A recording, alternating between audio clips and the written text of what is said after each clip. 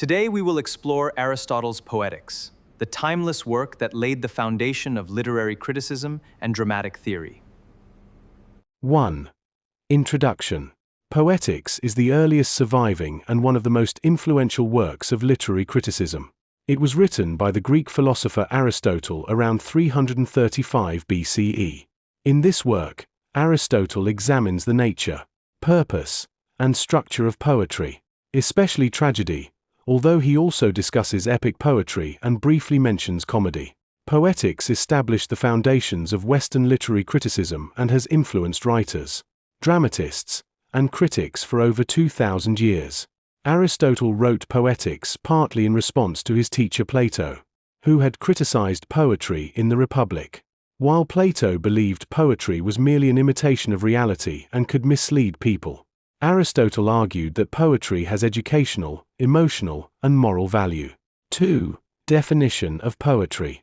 Aristotle defines poetry as mimesis, meaning imitation or representation of life.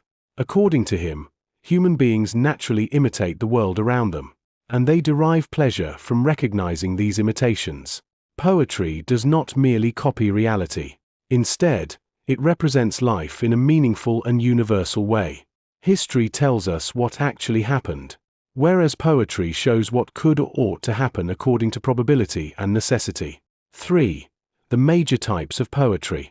Aristotle classifies poetry into several forms. A. Tragedy. B. Epic poetry. C. Comedy. D. Dithyrambic poetry. E. Music and dance. Among these, tragedy receives the most detailed treatment. 4. Aristotle's definition of tragedy. Aristotle defines tragedy as: tragedy is the imitation of an action that is serious, complete, and of a certain magnitude, expressed in embellished language, performed rather than narrated, through pity and fear accomplishing the catharsis of such emotions. This definition contains several important elements. It imitates a serious action. The action is complete with a beginning, middle, and end. The language is artistic and elevated. It is performed on stage. It arouses pity and fear. It leads to catharsis. 5. The 6 elements of tragedy. Aristotle identifies 6 essential elements of tragedy. A. Plot. Mythos. Plot is the soul of tragedy. Aristotle believes that the sequence of events is more important than the characters themselves. A good plot should have unity, logical sequence, cause and effect relationship, beginning, middle, end. He distinguishes between simple plot. Events proceed without major reversals or discoveries.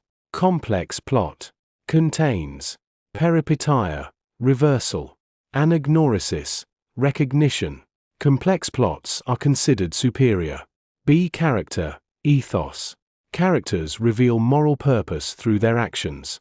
A good tragic character should be virtuous, appropriate, realistic, consistent.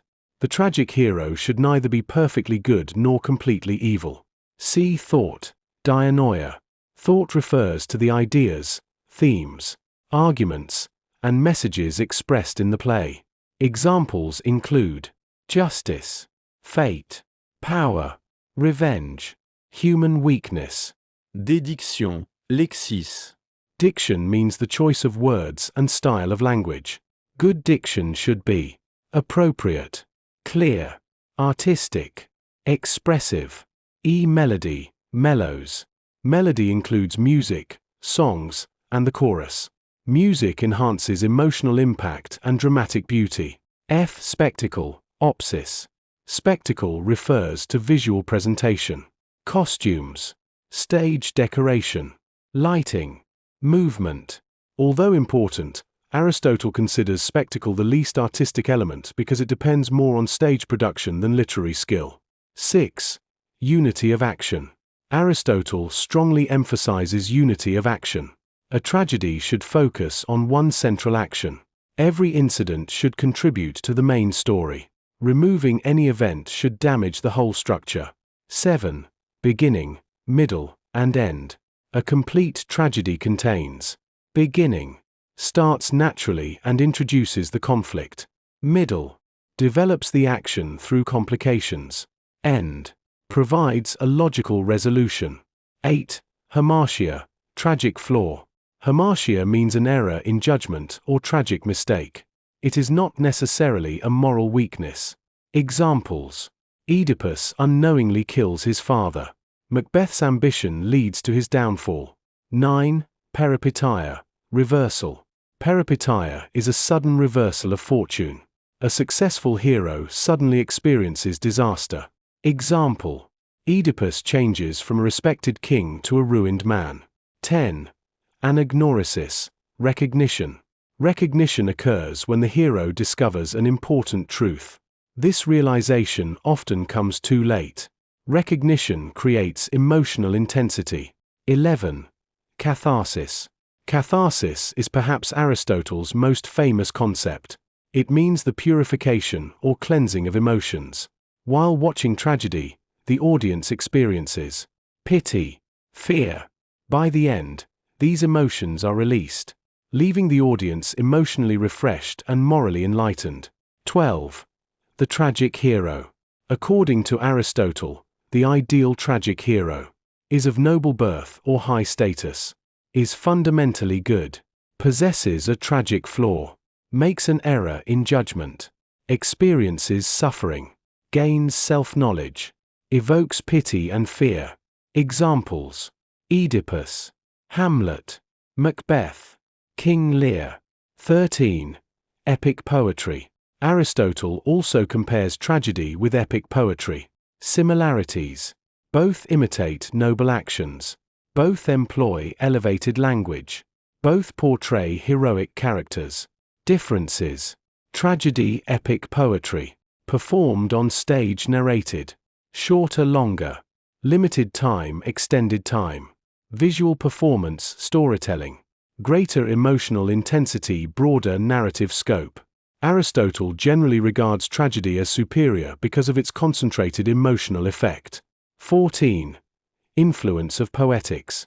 Aristotle's Poetics has profoundly influenced classical drama, Renaissance literature, neoclassical criticism, Shakespearean studies, modern literary theory, film criticism, theatre and dramatic writing.